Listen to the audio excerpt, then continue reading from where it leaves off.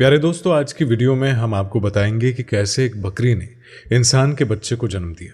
एक ऐसी कहानी जिसे सुनने के बाद आप सबकी रूह लरच जाएगी। ये वाकया निहायत ही सबक आमोज और इबरतनाक वाकया है। लिहाजा हमारी आपसे गुजारिश है कि हमारे इस वाक्य को आखिर तक जरूर देखिएगा ताकि आपको इस वाक्य से इबरत हासिल हो सके। वीडियो को लाइक करके चैनल को सब्सक्राइब जरूर कर दें। एक दाया का कहना था कि आज जो मंजर मेरे सामने था उसे देखकर मैं हैरान थी। शख्स उस बकरी को अपने गले से लगाए बैठा था और बकरी के आसपास लोगों का हुजूम था। मैं इस गांव में दाई थी और मैंने इस गांव की आधी से ज्यादा औरतों की यहाँ विलादत करवाई थी। सब लोगों का मुझ पर बहुत भरोसा था, लेकिन जब मौलवी हैरानी से मेरे पास आया तो मैं हैरान रह गई। कहने लगा कि अम्मा, आज आपकी जरूरत पड़ गई है। मैंने कहा कि मेरी जरूरत कैसे पड़ गई? तुम्हारे घर तो ऐसा मामला हो ही नहीं सकता क्योंकि तुम्हारी बीवी तो बांझ है। उसने कहा कि नहीं, मुझे आपकी ज़रूरत है, लेकिन अपनी बीवी के लिए नहीं, मुझे आपकी ज़रूरत बानो के लिए है। मैंने कहा कि बानो? जी हाँ, उसके यहाँ विलादत होने वाली है, आप जल्दी से आ जाइए। मैं चली गई क्योंकि ये काम इतना मुश्किल तो नहीं था। एक बकरी के यहाँ विलादत होने वाली थी।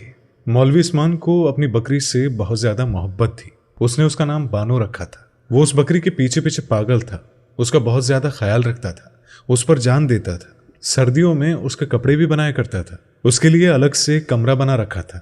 सारे गांव को पता था कि मौलवी उस्मान की जान उस बकरी में बसती है और कहता है कि जब से बकरी लेकर आया हूं तब से मेरे हालात ही बदल गए। और ये बकरी थी भी बड़ी खूबसूरत, लंबी और सफेद रंग की। इतनी ऊंची बकरी वैसे मैंने अपनी जिंदगी में कभी नहीं देखी थी क्योंकि ये उसका ख्याल ही रखता था, इसीलिए वो इतनी बड़ी थी।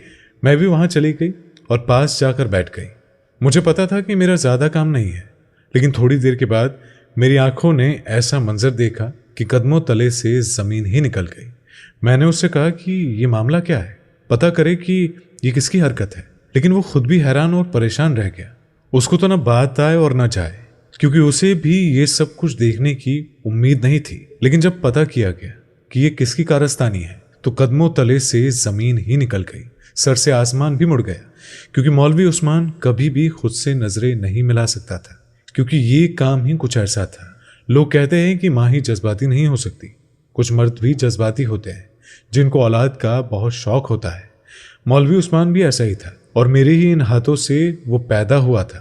उसकी माँ बड़ी अच्छी औरत थी, आप इस दुनिया से वो जा चुकी थी। उसके घर में उसकी बीवी रहती थी जो बस मुनासिब खातून थी, ना किसी से ज्यादा बातें करती थी और ना ही कहीं आना जाना रखती थी। और उसकी वजह ये थी कि वो बांझ थी, बच्चे पैदा नहीं कर सकती थी। अक्सर मेरे पास आती थी, मुझसे कोई दवाई लेकर जाती क्योंकि मैं इस गांव की बूढ़ी दाई थी। मैंने उससे कहा कि तेरे यहाँ उम्मीद होने नहीं वाली है, तू शहर जाकर एक दफ़ा अपना चेकअप करवा ले। आजकल शहरी डॉक्टर ने बड़े बड़े तरीके निकाले हैं, अल्लाह करे कि तेरे यहाँ भी औलाद हो जाए। लेकिन वो कहती कि आपको पता ही तो है, हम गरीब हैं और मौलवी उस्मान कभी भी मुझे शहर लेकर नहीं जाएगा और इतने तो पैसे भी नहीं हैं हमारे पास। बस ये मामला इसी तरह चल रहा है। जब वो बदबख्त कहीं से एक बकरी का बच्चा ले आया, ये एक छोटी सी बकरी थी, उसको ऐसे उठाकर लाया था जैसे उसके यहाँ औलाद पैदा हो गई हो और इसीलिए उसका नाम उसने बानो रख दिया। और फिर पूरा दिन उस बकरी की देखभाल करता जैसे कि वो उसकी औलाद हो। वक्त के साथ साथ बकरी भी बड़ी हो गई और अब भी दूध देती थी। मैं बूढ़ी औरत थी और मैंने उससे कहा कि पाव भर दूध मेरे लिए रख दिया करो। वो ऐसे ही करता था, लेकिन आज उसकी हालत देखकर मेरा कलेजा भी मुंह को आ रहा था। बेचारा ऐसे सर पकड़कर बैठा था कि जैसे सब कुछ उसकी अपनी बेटी या बीवी के साथ हुआ है। जब सुबह सुबह मेरी आंख खुली तो दरवाजे पर खड़ा दस्तक दे रहा था और कहने लगा कि मेरी बकरी का यही विलादत होने वाली है। मैंने कहा कि लेकिन तेरी बकरी तो अकेली है। तो वो कहने लगा कि ये तो मुझे मालूम नहीं, पता नहीं खाला, लेकिन आप मेरे साथ चले, मदद की जरूरत है। पहले जब उसने दरवाजा खटखटाया तो मुझे लगा कि कोई और मामला है, लेकिन फिर मैं जानती थी कि उसकी बीवी के यहाँ औलाद तो नहीं हो सकती है। वो अपने शौहर को इतना पसंद भी नहीं करती थी। कहती थी कि माँ बाप ने ज़बरदस्ती शादी करवाई है। वो लड़की अच्छी थी, लेकिन आहिस्ता आहिस्ता उसने आना जाना कम कर दिया क्योंकि ये गांव था, यहाँ पर किसी औरत का बांझ होना बहुत बड़ा गुनाह समझा जाता है। मुझे अपने साथ लिए एक कमरे में दाखिल हुआ। ये कमरा उसने बानो के लिए ही बना रखा था। वो वहाँ पर बैठी कुछ बीमार सी लग रही थी। मैंने कहा कि देखो, ये मेरा काम नहीं है। वो जो जानवर का डॉक्टर है ना, ये गाँव छोड़कर चला गया है, इसीलिए चल, मैं तेरी थोड़ी बहुत मदद कर देती हूँ। मैं वहां जाकर बैठ गई और मैंने अपना हुक्का भी अपने पास रख लिया। लेकिन मुझे क्या पता था कि आज मेरी जिंदगी का अजीबोगरीब दिन है और मुझे कुछ ऐसा देखने को मिलेगा कि मैं हैरान रह जाऊंगी। मैंने उससे कहा कि तू बाहर चला जा। मेरा हुक्का पीना शुरू कर दिया। मैंने हुक्का पीना शुरू कर दिया। जब थोड़ी देर के बाद मुझे अपने आसपास से किसी नामालूम बच्चे की आवाज़ आई तो मैं हैरान रह गई। मैंने कहा कि आवाज़ कहाँ से आ रही है। फिर मैंने सोचा कि ये मेरा वहम तो नहीं है कि बच्चे की आवाज़ मेरे दिमाग में गूंज रही है। इतनी औरतों के बच्चे पैदा करवाए थे, इसलिए ऐसा लगता है कि ये सब मेरे साथ रोज ही होता है। लेकिन जब मैंने एक तरफ देखा तो मैं हैरान रह गई। बानो की हालत अभी भी खराब थी, लेकिन उसके पास एक बच्चा पड़ा हुआ था जो रो रहा था। मैंने बानो को चेक किया। उसका पेट पहले से छोटा लग रहा था। मेरा तो दिमाग घूम गया। मैंने कहा कि ये मामला क्या है, लेकिन वो बच्चा ऐसे ही घास पर पड़ा था। मैंने जल्दी जल्दी से उसे उठाया और अपनी चादर में लपेट लिया। जब मैं वो बच्चा उठाकर बाहर निकली तो सामने मौलवी उस्मान की बीवी और गांव की औरत खड़ी थी। शायद वो भी बकरी का दूध लेने ही आई थी। लेकिन जब उसने ये मंजर देखा तो वो हैरान रह गई और उसने मुझसे पूछा कि किसका बच्चा है और ये बच्चा कहाँ से आ गया है। तू तो अंदर बानो के पास थी, उसकी तबीयत खराब थी। मैंने कहा कि हाँ, अब मैं तुम लोगों को क्या समझाऊं कि ये बच्चा आखिर आया कहाँ से। मुझे तो खुद भी नहीं पता। जल्दी जल्दी इसको संभालो, नहीं तो ये बीमार हो जाएगा। मौलवी उस्मान की बीवी ने आगे बढ़कर मुझसे बच्चा ले लिया और कहा कि मैं इसका ख्याल रखती हूँ, और उसके बाद वो बड़ी जल्दी जल्दी आगे बढ़ गई। बच्चे को लेकर अंदर जा ही रही थी जब मौलवी उस्मान ने ये मंजर देख लिया। उसने कहा कि बानो कैसी है। मैंने कहा कि बानो तो ठीक है, लेकिन और बहुत से मामला खराब है। इतने खराब है कि तू ठीक भी नहीं कर सकता। उसने कहा कि क्या मतलब, और मैंने उसे बताया कि तेरी बकरी की यहाँ विलादत हुई है, बच्चा पैदा हुआ है। उसने कहा कि अच्छा, कैसा बच्चा। मैंने कहा कि इंसानी बच्चा पैदा हुआ है। कमबख्त ये बात करने की देर ही थी कि वो हैरान रह गया। उसने कहा कि क्या मतलब, इंसानी बच्चा पैदा हुआ है। अम्मा, मैं आपको नींद से जगा कर लाया हूँ। इसका मतलब ये नहीं कि आपके मुंह से जो बात आए वो आप करें। अगर आपको नींद आ रही है तो आप दोबारा जाकर सो जाइए। लेकिन ये कैसा मजाक कर रही है आप। उसने कहा कि मजाक, जाकर देख तेरी बीवी अंदर क्या लेकर गई है। वो फौरन अंदर भागा और मैं उसके पीछे गई। उसकी बीवी ने उस बच्चे को कपड़े में लपेटकर अपने पास लिटा दिया था और दूसरी औरत को कहा कि जाकर अपने घर से बच्चे का फीडर और दूध लेकर आए, क्योंकि उस औरत के यहाँ अभी अभी बच्चा पैदा हुआ था। वो दूध लेने आई थी और अब उस बच्चे को दूध पिलाया जा रहा था। बच्चा बिल्कुल ठीक ठाक था। मेरी नज़र बड़ी तेज थी और मैं उनकी नज़र में देखकर ये बता देती थी कि बच्चे को कोई मसला है या नहीं। वो दूध पीकर सुकून से सो गया, लेकिन उस घर के लोगों का सुकून बर्बाद होने वाला था। मौलवी साहब जो था वो जमीन पर बैठ गया और अपना सिर पीटने लगा। उसने कहा कि ये कौन सा जज्माना आ गया है, ये क्या हो गया, मुझे तो कुछ समझ नहीं आ रहा। आप लोगों ने मेरे साथ कोई खेल तो नहीं खेला है। हमने कहा कि हमने तेरे साथ क्या खेल खेलना था। तू बता कि ये सब क्या है। तेरी बकरी थी, तेरे आसपास रहती थी और तू इसका ख्याल रखता था। उसने कहा कि मैंने तो कभी सोचा भी नहीं था कि मेरी बकरी के यहाँ विलादत होगी, और जब विलादत होने वाली थी तो मुझे लगा कि कोई छोटा सा मेमना ही इस दुनिया में आएगा, लेकिन ये बच्चा कहाँ से आ गया। उसकी बीवी कुछ अजीब सी हरकतें कर रही थी, बच्चे को बड़े प्यार से संभाल रही थी और कुछ नहीं बोल रही थी और न ही कुछ कह रही थी। हम सब हैरान थे तो उसको भी हैरानी होनी चाहिए थी ना, लेकिन वो हैरान नहीं थी। हमें सोच रहे थे कि ये सब हो कैसे गया। वो कुछ भी नहीं बोल रही थी कि जिन औरतों के बच्चे नहीं होते उन्हें अपने बच्चों का बहुत शौक होता है, लेकिन इस औरत से जब मैं पूछती थी तो ये कहती थी कि मुझे बच्चों को कोई शौक नहीं है, अगर बच्चे नहीं हैं तो मुझे कोई मसला नहीं। लेकिन अब इस बच्चे को ऐसे पकड़कर बैठी थी कि जैसे खुद से दूर करेगी तो उसे सांस भी नहीं आएगी। मैंने कहा कि शमा, तू भी कुछ बोल ले, खामोश क्यों बैठी है। उसने कहा कि मैं क्या बोलूं, मेरे बोलने ना बोलने से क्या हो जाएगा। यही इस बकरी को उठाकर लाए थे और पूरा दिन इसके आसपास रहते थे। मुझे नहीं पता और मैं क्यों किसी पर शक करूं। मौलवी उस्मान ने पास पड़ा गिलास उठाकर जमीन पर दे मारा। उसने कहा, क्या तुम मुझ पर शक कर रही हो। उसने कहा कि नहीं, मैं आप पर शक नहीं कर रही, लेकिन आप ही बता दें कि यह सब कुछ हो कैसे गया। ये सब कुछ कुदरत के खिलाफ है। अगर ऐसा हुआ है तो किसी की बहुत बड़ी सजा है। मौलवी ने कहा कि अब इस बच्चे का क्या करें। उससे पहले कि मैं कुछ बोलती, शमा कहने लगी कि बच्चे को मेरे पास रहने दो। अल्लाह ने हमें औलाद नहीं दी, बस हमारी औलाद मिल गई। आपको कितनी दफ़ा समझाया है और कितने झगड़े किए आपसे, लेकिन आपने कभी मेरी बात नहीं मानी। अभी औलाद हमारे दरवाजे पर आ गई है, हम इसको पाल लेंगे। मर्द के अंदर बहुत सब्र होता है, लेकिन जब उसका सब्र जवाब दे जाता है ना, तो ऐसे में वो खामोश ही हो जाता है। मौलवी उस्मान के साथ भी यही सब हो रहा था। वो खामोश हो गया और उठकर वहां से चला गया। अब शमा रोने लगी। उसने कहा कि देखा ना अम्मा, मैंने इनसे कितनी दफ़ा कहा हम किसी का बच्चा लेकर पाल लेते हैं। हमारी शादी को 10 साल हो गए हैं, मैं तो लोगों के बच्चे ही जवान होते देख रही हूँ। मुझे डॉक्टर के पास लेकर ही नहीं जाते, ना मुझे शहर लेकर गए। उन्होंने कभी मुझ पर ध्यान ही नहीं दिया। मुझसे ज़्यादा तो उस बकरी से मोहब्बत थी इन्हें। मैंने सोचा था कि किसी का बच्चा लेकर पाल लेते हैं, लेकिन आजकल ऐसे बच्चे मिलते ही नहीं हैं। शमा बोली, अम्मा ऐसी कोई बात नहीं है। मेरी बहन नाजिया, अल्लाह ने उस पर करम किया। एक ही साथ 3 बेटियां पैदा हुई थी उसकी। फिर अल्लाह ने उसे एक साथ ही 2 बेटे और दे दिए। वो हमें अपना बच्चा देने को तैयार थी। उसके शौहर तो मेहनत मजदूरी करते थे। 5 बच्चों को वो कैसे पालते। और मेरी बहन की औलाद थी। और ये जो आपका मौलवी उस्मान है ना, इसने कहा कि इसका आप कम जात है और हमने ऐसा बच्चा नहीं लेना जिसके अंदर घटिया जात का खून है। देखिए ना, इसने कितने बड़े बड़े बोल बोले थे। शायद इसके लिए अल्लाह ने इसको ये सब कुछ दिखाया।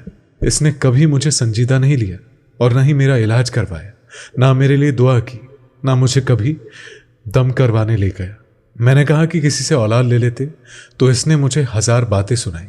मैंने कहा कि फिर शहर जाकर किसी यतीम खाने से बच्चा ले लेते हैं, तब भी इसने मुझे बुरा भला कहा। बस इस बकरी को लेकर बैठ गया। एक दिन तो मुझे कहता था कि यह बकरी ही मेरा सब कुछ है और मैं अगर इसका कोई काम ठीक से नहीं करती थी तो मेरे साथ ये लड़ाई झगड़ा करता था। मुझे कहता था कि मैं तुम्हें तलाक दे दूंगा। अब देख लो क्या मामला हुआ है। अब इस बकरी की वजह से ये पूरे गांव में भी मशहूर हो गया है, लेकिन अच्छे अल्फाज में मशहूर नहीं होगा। मेरी ही बद्दुआएं लगी है। मैंने कहा कि शमा क्या हो गया है, तेरी बद्दुआएं ऐसी थी? तो शमा जेरे लव कहने लगी, मैंने जो मांगा था वो मुझे मिल गया। मैंने कहा कि ये तू क्या बोल रही है? उसने कहा कि मैं कह रही हूं कि मुझे बच्चा मिल गया, बस काफी है। मैं जानना नहीं चाहती कि ये बच्चा कैसे इस दुनिया में आया और इसका बाप कौन है। बस मैं इसको पालूंगी और अपने पास रखूंगी। मैं अपने घर चली गई। मौलवी उस्मान की माँ मेरी बहुत अच्छी सहेली थी, इसीलिए वो मुझे खाला कहता था, कभी अम्मा कहता था। जब शाम हुई तो वो मेरे घर आ गया। बड़ा परेशान था। उसने कहा कि एक बहुत बुरी खबर है। मैंने कहा कि क्या बुरी खबर है? तो कहने लगा कि बानो इस दुनिया से चली गई, अभी अभी उसे दफना कर आया हूं। मैंने कहा कि मुझे बड़ा अफसोस हुआ और वो फूट फूट कर रोने लगा। उसने कहा कि मेरी बकरी भी इस दुनिया से चली गई और मेरे साथ यह अजीब मामला हो गया है। पूरे गांव में ये बात फैल गई है। क्या बनेगा समझ नहीं आ रहा। क्या करूं? यहां से भाग जाऊं? लेकिन अगर भागूंगा तो क्या इस बच्चे को लेकर भागूं? मैंने कहा कि देख, इसमें बच्चे का कोई कसूर नहीं है। तेरी बीवी के यहाँ औलाद नहीं है, वो इसको पाल लेगी। उसका भी वक्त गुजर जाएगा और तुम लोगों की आधी जिंदगी तो गुजर गई है, बच्चे नहीं हुए हैं। अब अल्लाह ने शायद इसी तरह बच्चा देना था। तो मौलवी उस्मान कहने लगा कि नहीं, ये सब कुछ कैसे छोड़ सकता हूं। मुझे पता लगाना है कि ये किसकी कारस्तानी है और किसने ये सब कुछ किया है। मेरी बकरी के साथ जिसने भी ये गुनाह किया है, उसकी गुनाह की सजा हमारे गुनाहों की सजा नहीं है। हमने कौन सा गुनाह किया था? और तू तो पिछले दिनों तबलीग में गया हुआ था ना, याद है तुझे? और परसों ही वापस आया है। मौलवी साहब सोचने लगा और उसने कहा, हाँ ये बात तो सच है, मैं तबलीग पर गया था और परसों ही वापस आया हूं। मैंने कहा कि मेरा भी तजुर्बा है, ये बच्चा एक दिन का नहीं है, कम से कम 4-5 दिन का बच्चा है। वो इस मोहल्ले के लोगों से पूछगछ कर रहा था। लोगों से पूछ रहा था कि क्या मेरे घर में कोई दाखिल हुआ था, या जिनके बकरे थे उनसे भी जाकर बात कर रहा था।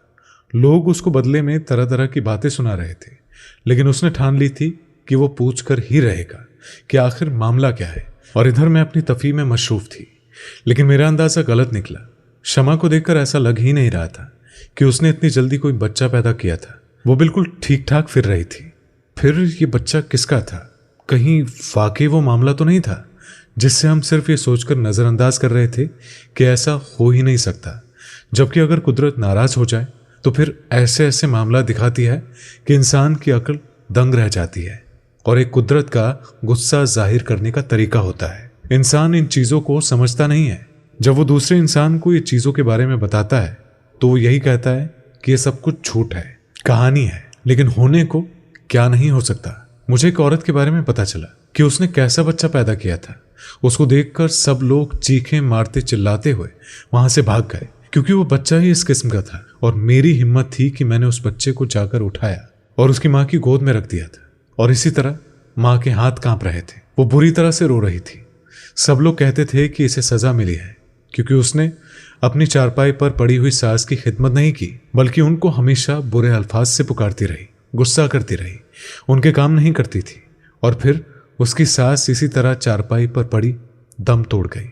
वो बच्चा भी दुनिया में ज्यादा अरसे तक नहीं रहा, लेकिन उस औरत को बदला जरूर मिला। उसके बाद फिर वो बहुत नेक औरत बन गई थी, अपने शौहर का ख्याल रखती और गांव वालों का भी काम किया करती। शमा जो कि बच्चे का बहुत अच्छे तरीके से ख्याल रख रही थी।